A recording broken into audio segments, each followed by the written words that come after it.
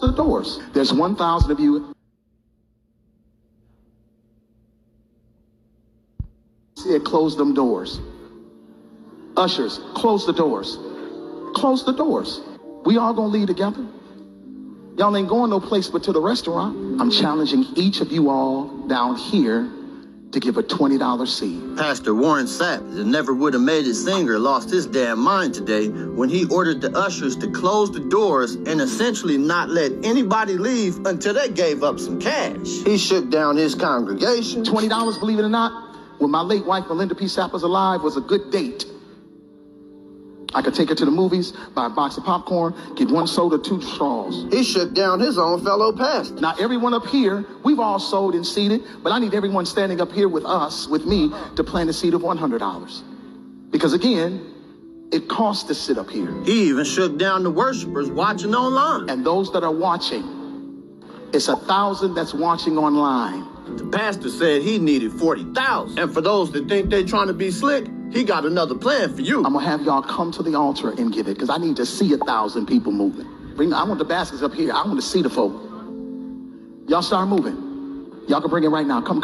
As the soft organ music played in the background, the singer took out a money clip of his own and counted out $100, repeating to the congregation that giving is worship, as he closely watched the patrons filling the donation buckets. Shh. Giving is worship. Giving is worship. Giving is worship. It's got to be like almost kidnapping, because my lawyer would have been waiting for me outside the church. There's 1,000 of you. I see. And to that, we'd like to say, Kal Halayim, La Alahai Nawa Yahweh Bashim Shai Bashim Kakudash. Double honors unto the apostles and elders of Great Millstone who rule well. Shalom. Unto the brothers that push in the truth, in truth, and in sincerity, throughout the four corners of the earth. And Shalom unto the Israelites who have been scattered among the heathen nations. And Shalom unto the free and faithful Akwatiyam who's listening and learning. There's your brother Kratazar from the GMS Prophetic Vibration Camp out of Trinidad and Tobago. Alright. So as you can see, this is what it is in these churches. Right? And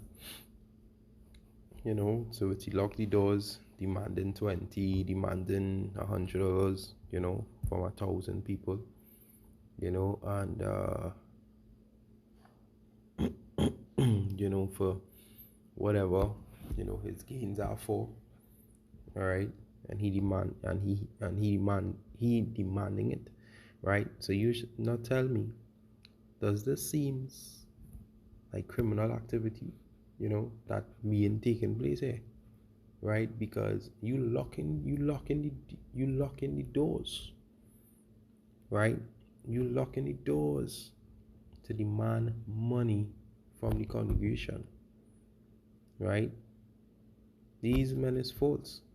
These men are false, right? You demanding money, right? The Lord will operate like that. Then,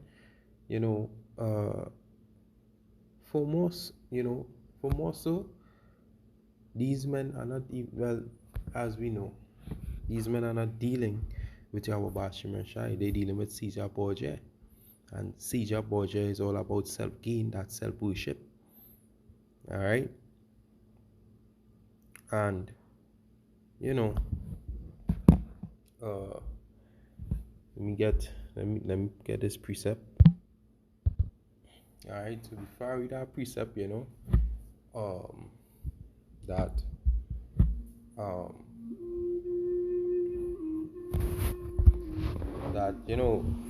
these people, who in the congregation, I don't feel sorry for them. I do feel sorry for them because they're wicked as hell, same way. Yeah, son, they're wicked as hell, same way. Alright, this is Matthew 24:11. And many false prophets shall rise and shall deceive many, right? Because them not learning nothing inside there, right? Them not learning nothing inside there. All they going and say just a little 2 verse, and then after is one set of what is this word? testimony about this sister and about him and this and that. It had nothing there, right? It had no substance, it had no truth there. With all it have is just smooth words, right? And that is what I like. And this is the result of that, which is, right, continuing here to say in verse 12, and because iniquity shall abound, the love of many shall wax cold. Right? For the love of themselves. They see what's going on? You lock the doors. Right? And demanding money. That is what I like a ransom, with you demanding it. Right? Right, let's get 2 Timothy. Right, 2 Timothy. Straight to the point. Alright. Verse 1, it said, "This know also that in the last days perilous time shall come, for men shall be lovers of themselves, of their own selves, covetous, boasters, as he was boasting, right? But what he does do with the wife and stuff like that when they go out, right? Boasters, proud, blasphemers, disobedient to parents, unthankful,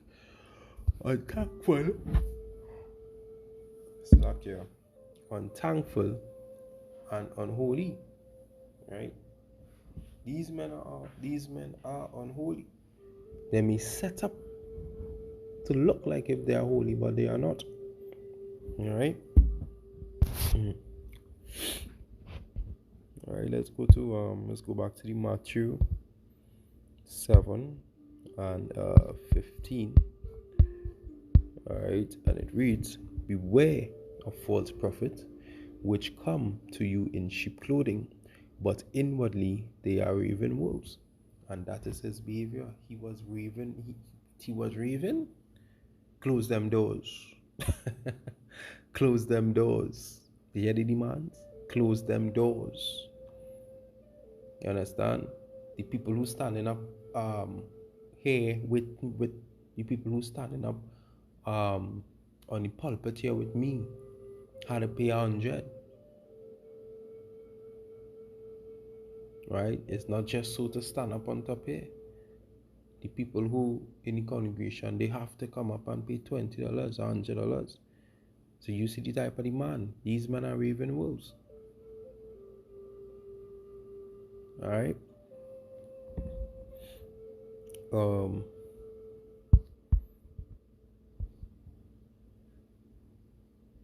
Right? But you're gonna see these type of things within these days, and in these days is the last days. Alright? These days is the last days. Alright? So Matthew 10 and 8. Alright.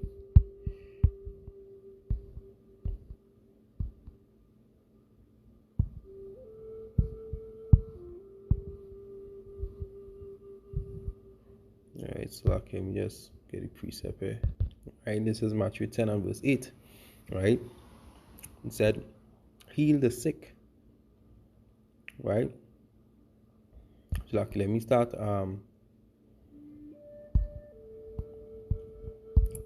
this now.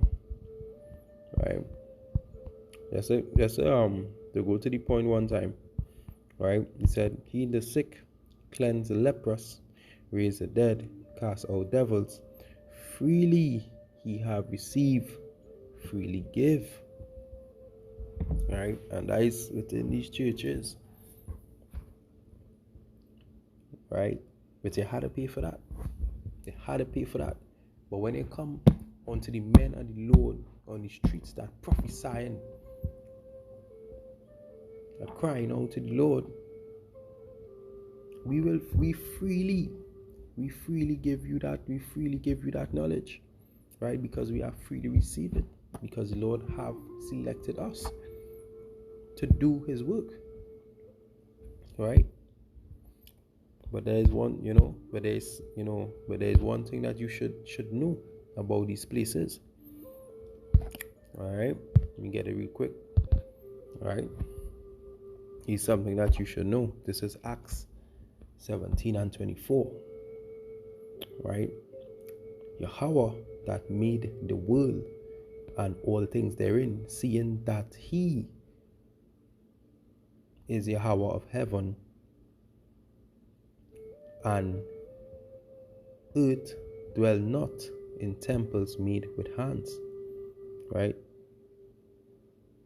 The Lord don't dwell in temple that made with hands, which signifies these churches, that what you're seeing today, but even back then, right?